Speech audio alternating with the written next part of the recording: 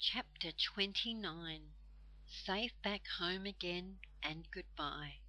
The party went on and on. The game of musical chairs was fun, for instead of someone taking away a chair each time, the end chair took itself away, walked neatly off, and stood watching. Silky won that game. She was so quick and light on her feet.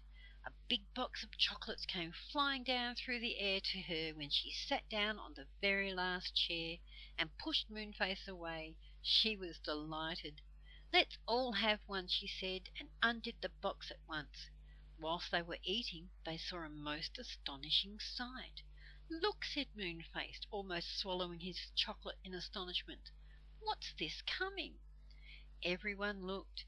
It seemed like a lot of little brightly coloured men, running very upright. What do you suppose they were? "Crackers!" shouted What's-his-name, jumping off his seat in delight. "Crackers running to us, ready to be pulled." Really, those crackers were the greatest fun. They ran about on tiny legs, dodging away, trying not to be caught. Everyone ran after them, laughing and shouting. One by one the gay crackers were captured, and then they were pulled. My goodness, what glorious things were inside! "I've got a gollywog brooch," cried Fanny, pinning it to herself. "I want one too," said her doll. "Well, you must catch a cracker then, Perry," said Fanny to her doll. And how she laughed to see her doll running about after a red cracker. Perry caught one at last and brought it back to Fanny. Inside there was a teddy bear brooch, which Perry was simply delighted with.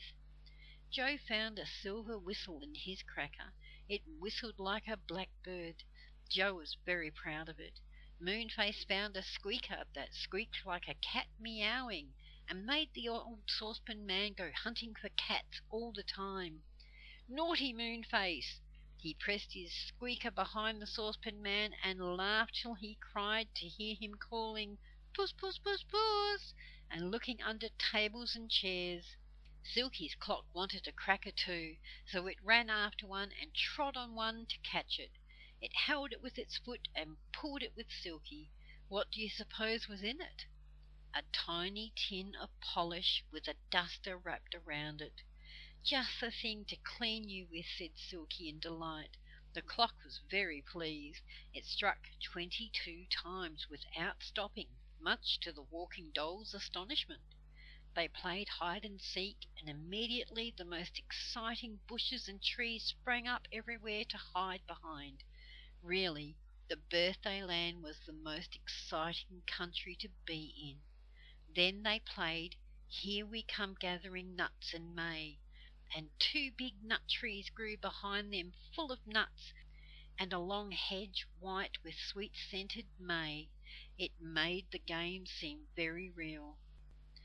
When they played "Here We Go Round the Mulberry Bush," a big mulberry tree grew up and they danced, and the children gave a shriek of delight and picked the ripe red mulberries to eat.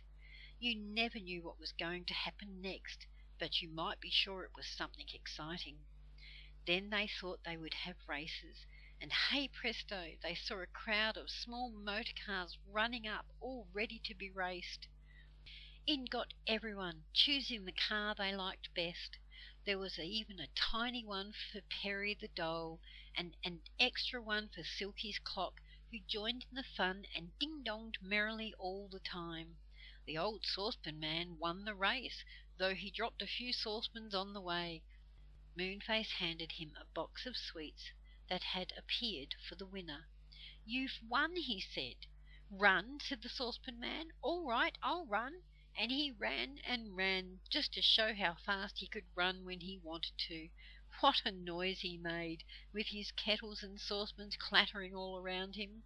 "Supper time! Supper time!" shouted Moonface suddenly, and he pointed to a lovely sight. About 100 toadstools had suddenly grown up, and appearing on them were jugs of all kinds of delicious drinks and cakes and jellies and fruits. Smaller toadstools grew beside the big ones. "They are for seats," cried Silky, sitting down on one and helping herself to some acornade. "I'm hungry. Come on, everyone." Bessie flew down from the air. She did so love flying. Fanny ran up to her doll, who followed her everywhere, talking in her little high voice.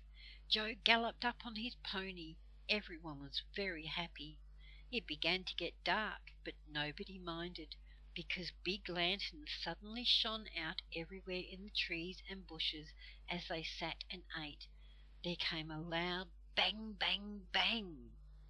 Perry cuddled up to Fanny, frightened. Silky's clock tried to get onto Silky's knee, scared, but she pushed it off. "What's that?" said Joe, patting his frightened pony. "Fireworks!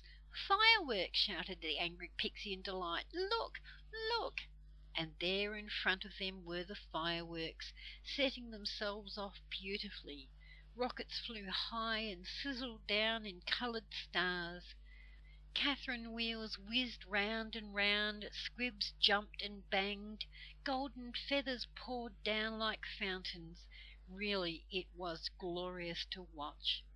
"This is the loveliest birthday party I have ever heard of," said Bessie happily, flapping her big wings as she sat and watched the fireworks.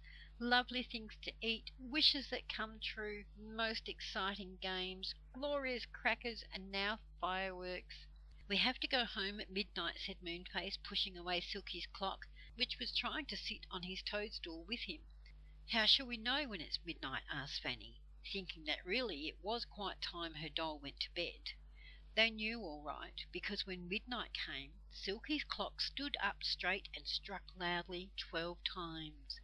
Dong, dong, dong, dong, dong, dong, dong, dong, dong, dong, dong, dong. "To the ladder! To the ladder!" cried Moonface, hurrying everyone there. "The birthday land will soon be on the move." The ladder was there. Everyone climbed down it and called goodbye. The brownies took cushions and slid off down the slippery slip.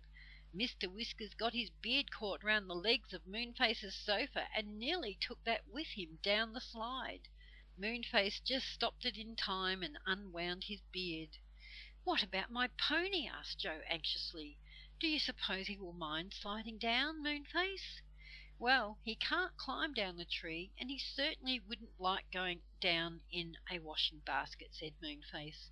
So they sat the surprised pony on a cushion, and he slid down in the greatest astonishment, wondering what in the world was happening to him.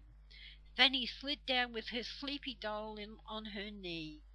Bessie carefully took off her wings and folded them up.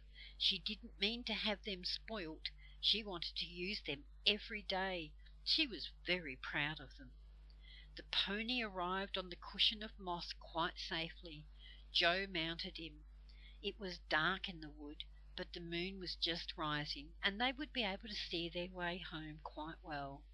"Goodbye," called Moonface from the top of the tree. "We've had a lovely time." "Goodbye," called Silky. "Ding dong," said her clock sleepily. "Take care of yourselves," shouted Mr. What's-his-name. Moonface pressed his squeaker loudly, and they giggled to hear the saucepan man call, "Puss, puss, puss, puss! Wherever is that cat?" Slishy, sloshy, slishy, sloshy, slishy, sloshy. Good gracious! Was Dame Washalot doing washing already? Joe dodged away on his pony, and the girls ran from the tree. Mr. Whiskers got the water all over him, for he was standing near by, and he was most disgusted. "Come on, girls," said Joe, laughing.